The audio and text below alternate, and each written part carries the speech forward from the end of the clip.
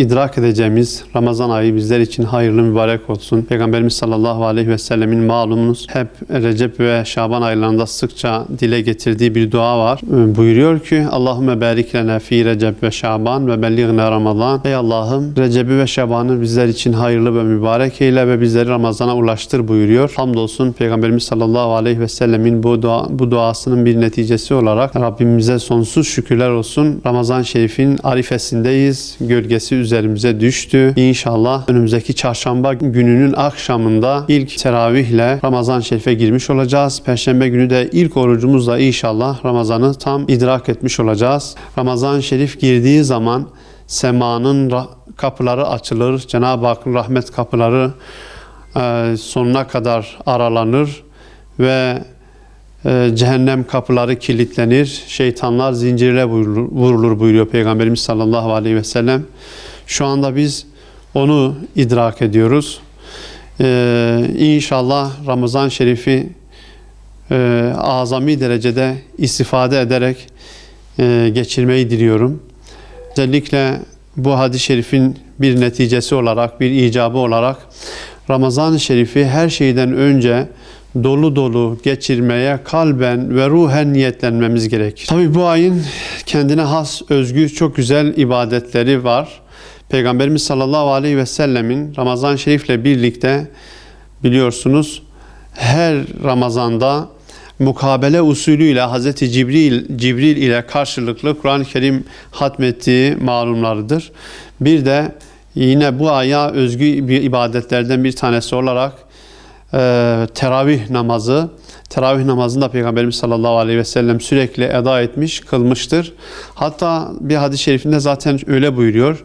Kim Ramazan'ı kıyam ile geçirir, yine aynı şekilde inanarak, sevabını yalnızca Allah'tan umarak oruçlu geçirirse geçmiş günahları bağışlanır buyuruyor. Bu hadis-i şerif iki değişik rivayette. Birinde kıyam vurgusu yapılıyor. Yani geceyi kıyam ile, teravih ile geçirilmesi öngörülüyor. O ifade ediliyor. Diğeri de gündüzünün oruçlu geçirilmesi. İşte geceyi kıyamla geçirmemiz demek teravih kılmamızla meydana gelebilecek. Teravih kılmamız ile oluşabilecek bir durumdur. Onu inşallah teravihlerimizi eda ettiğimiz zaman Peygamberimizin hadis-i şerifinde buyurduğu, ifade ettiği o geceyi kıyamla geçirme hususunu yerine getirmiş oluruz. Yani gece teravih ile kıyamla geçirilir. Yine bu teravihi az önce ifade ettiğiniz gibi cemaatle camide kılabilmemiz toplumda dayanışmayı, kaynaşmayı ve aynı şekilde birliği, beraberliği tesis eder. Bu şekilde cemaatle kılmamızın ehemmiyeti, önemi burada ortaya çıkıyor. Ve ilginçtir, birçok nafile namaz münferiden tek başına kılınabiliyorken teravih namazı aynı şekilde nafile bir namazdır. Ancak kuvvetli bir sünnettir. Bu kuvvetli bir sünnet olan teravih namazı cemaatle kılınıyor ve bu şekilde öngörülmüş. Peygamberimiz sallallahu aleyhi ve sellem biliyorsunuz bununla alakalı zaman zaman dile getirilir. İşte 30 gün boyunca teravih cemaatle kılmış mıdır, kılmamış mıdır, kaç rekat kılmıştır, kaç rekat kılmamıştır. Rivayetler Resulullah sallallahu aleyhi ve sellem Efendimizin bu teravih namazını 8 rekat, 20 rekat, 30 rekata kadar kıldığı bize ulaşmış.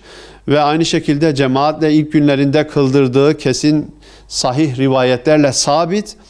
Ama sallallahu aleyhi ve sellem Efendimiz ümmetime farz olmasından endişe ediyorum buyurarak birkaç gün sonrasında münferiden böyle mescide cemaate varmadan kendi başına teravihlerini eda etmiştir.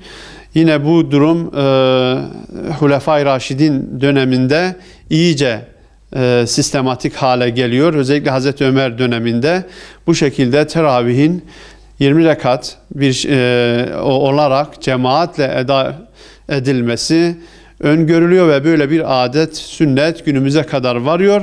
20 rekat kılınınca çünkü eğer hatimle teravih kılmak arzu edildiğinde her rekatta birer sayfa okunmak suretiyle günde bir cüz, 30 günde de 30 cüz okunmak suretiyle teravihte hatimle teravih kılmak suretiyle Kur'an-ı Kerim'in hatmedilmesi de mümkündür. Yine aynı şekilde zaten bu ayda mukabele okumak Peygamberimizin kuvvetli sünnetlerindendir.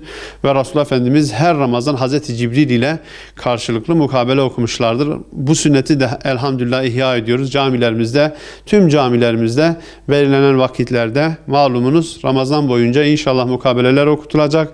İnşallah Rabbim idrak etmeyi ve Resulullah Efendimizin bu sünnetini layık vecihle yerine getirmeyi, teravihleri hep birlikte coşkuyla beraberce camilerde eda etmeyi ve bunun da dayanışmamıza, kaynaşmamıza, birlik ve beraberliğimize güç katmasını diliyorum inşallah. Diğer bir husus da teravihleri camide kılmamızın şöyle bir kıymeti var.